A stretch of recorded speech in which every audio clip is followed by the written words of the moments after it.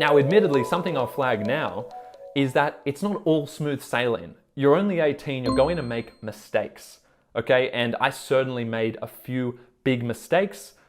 They weren't all massive. I'd say I made one kind of massive mistake, and you take risks, right? You definitely take risks. So what I would say on that is you want to be careful about your choices, okay? And, you know, I won't get into all of the detail in this, but I will say be careful with how much risk you choose to take.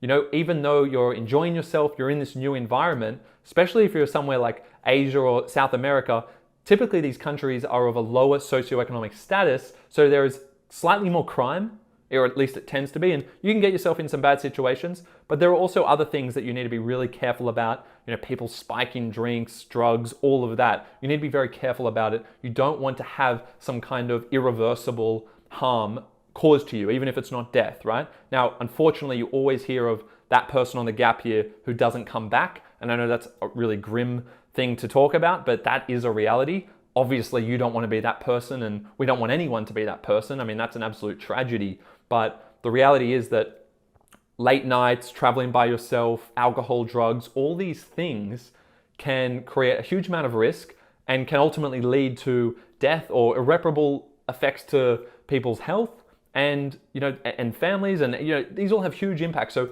you know, everything I'm saying is so exciting because I had such a great time on the gap year, but at the same time, I did make mistakes, and there were things that tainted it, but things that I wouldn't reverse, if that makes sense, because you do build resilience. The important thing is you want to minimize that risk, because things could have gone a lot worse than they did.